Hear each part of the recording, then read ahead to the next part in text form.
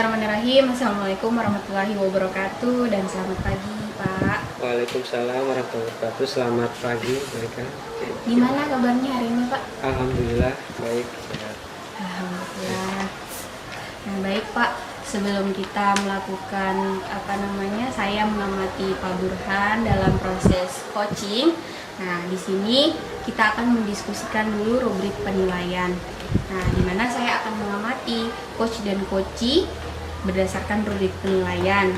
Apakah sudah sesuai dengan alur Tirta atau belum, dan juga bagaimana Pak Burhan mengajukan pertanyaan berbobot kepada coachee, dan juga bagaimana coachee tersebut merespon atau menjawab pertanyaan-pertanyaan dari coachnya atau dari Pak Burhan ya Pak ya. Dan juga jangan lupa disesuaikan dengan prinsip coaching, yaitu kemitraan, proses kreatif, dan memaksimalkan potensi. Nah, di sini saya akan mengajukan beberapa pertanyaan, Pak. Pertanyaan yang pertama, kompetensi apa yang ingin Pak Burhan kembangkan pada proses coaching kali ini? Kompetensi yang ingin saya kembangkan itu terkait peran coach, yaitu bisa kehadiran penuh, kemudian bisa mendengarkan secara aktif dan bisa memberikan pertanyaan yang berbobot kepada coachee, seperti itu. Baik, pertanyaan kedua, dari kompetensi-kompetensi yang sudah Pak Burhan sampaikan tadi, nah kompetensi mana yang akan Pak Burhan kembangkan secara spesifik? Yang spesifik mungkin lebih ke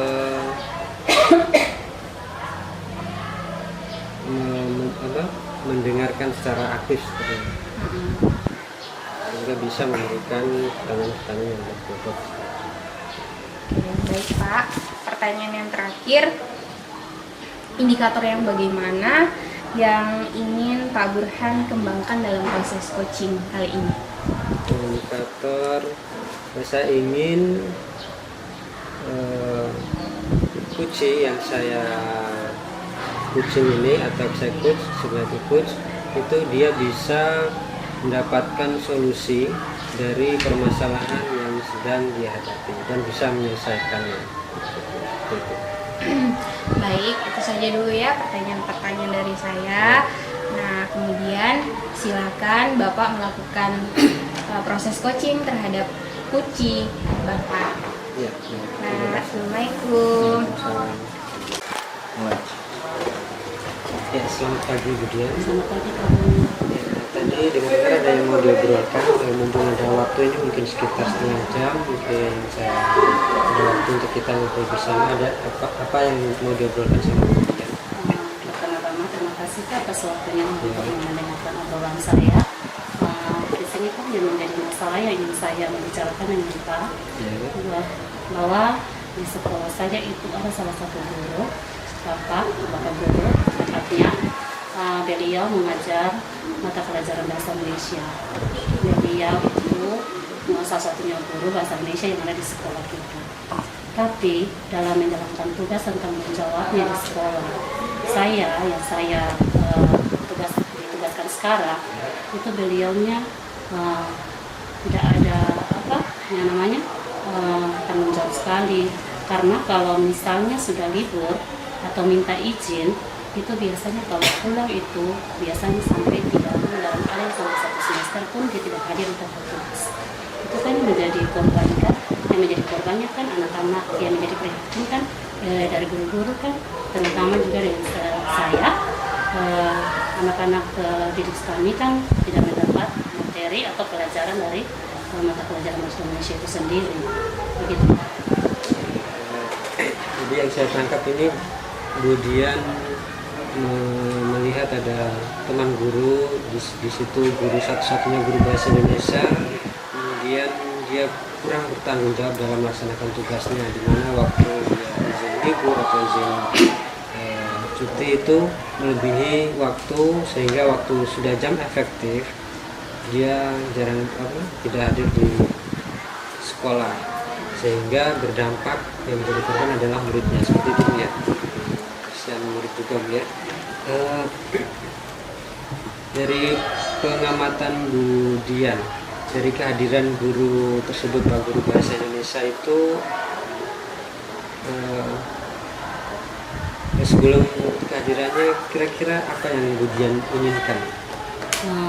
Harapannya? Harapan yang saya inginkan adalah ketegasan dari pihak sekolah untuk guru tersebut, supaya guru tersebut juga kan bisa ada efek pelajarannya, supaya bisa melakukan tugas tanggung jawabnya dengan baik, agar mereka tidak menjadi korban dari ketertinggalan mata pelajaran bahasa Indonesia. Harapannya kemudian agar murid-murid tidak terlambat dalam mendapatkan materi atau pelajaran bahasa Indonesia, seperti itu. Dari pengamatan Bu Dian, kehadiran Pak Guru Bahasa Indonesia tadi, kalau kita skalakan dari 1 sampai 10 dalam satu semester itu, kira-kira dia untuk saat ini berapa? Dari skala 1 sampai 10 mungkin dia di posisi 5. Posisi 5. Harapannya Bu Dian kehadirannya berapa untuk Pak Guru tersebut? Harapan saya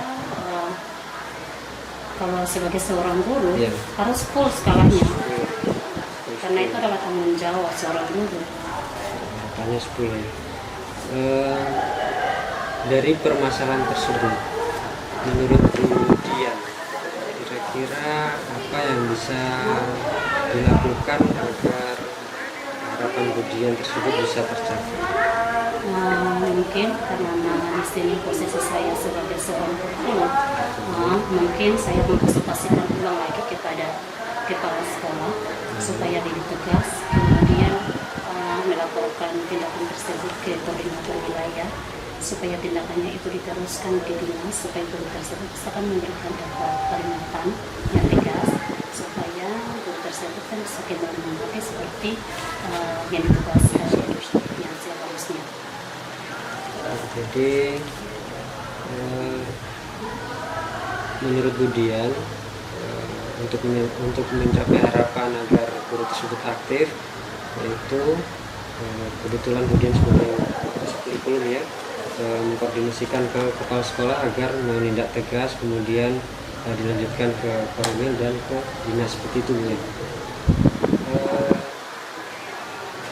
Untuk langkah terdekat, kira-kira apa yang Bu Dian akan lakukan terlebih dahulu? Mungkin bisa mencari guru pengganti, usulkan kepala sekolah cari salah satu guru misalnya honor, supaya kalau ketika guru tersebut memang tidak datang seperti yang tadi sudah saya ceritakan, bisa teratasi dengan guru yang honor tersebut yang dicari, supaya karena harapan kita satu-satunya kan guru tersebut harus ada satu orang atau satu guru lagi untuk bersama-sama dengan guru yang tadi, supaya ketika guru itu lalai atau ada kendala atau masalah, bisa guru yang penggantinya bisa menutupi kekosongan yang tadi. Ya. Mungkin diusulkan. Untuk yang terdekat, kemudian akan mengusulkan ke pimpinan untuk mencari guru untuk sementara pengganti, seperti itu ya. Dalam waktu dekat ini kira-kira kapan Bu Dian akan berkonsultasi ke kepala sekolah? Secepatnya sebelum proses pembelajaran ini dia berlangsung nanti di minggu depan. Iya, supaya saya bisa mendengar keputusan langsung dari kepala sekolah, apakah tindakan yang saya rencana yang saya usulkan bisa diterima atau tidak, supaya saya juga bisa mengetahui kepala sekolah ambil tindakan itu atau tidak. Jadi rencananya minggu depan Bu Dian akan melaksanakan rencana tadi ya, untuk segera menghubungi kepala sekolah agar secepatnya bisa ditindaklanjuti, seperti itu. Oke, jadi Bu Dian akan melakukan minggu depan dalam waktu dekat tadi. Tadi kan kehadiran Pak Guru Bahasa Indonesia tadi masih 5 harapannya dalam waktu dekat, mungkin harapannya pasti 10, tapi dalam waktu dekat dari rencana tindakan yang nanti Budian akan lakukan, kira-kira harapannya minimal berapa dulu? Dari 5 sampai 10. Minimal 7 lah. Minimal 7. Ya, minimal 70% kehadirannya sudah ya, Pak Guru Bahasa Indonesia sudah bisa hadir ke sekolah seperti itu ya. Iya. Oke Budian, jadi Budian minggu depan akan segera berkonsultasi dengan kepala sekolah. Saya tunggu hasilnya, semoga kepala sekolah segera bisa menindaklanjuti dengan tegas terkait kehadiran Pak Guru Bahasa Indonesia, dan semoga Pak Guru Bahasa Indonesia segera bisa melaksanakan tanggung jawabnya sesuai dengan tugasnya. Seperti itu ya. Oke, saya tunggu nanti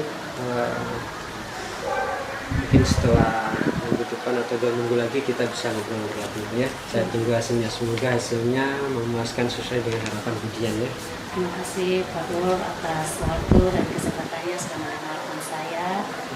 Semoga apa yang sudah Pak berikan bisa saya terapkan menjadi pembelajaran untuk saya, supaya saya bisa dengan solusi atau yang saya sudah rencanakan bisa semuanya terlaksana dengan baik.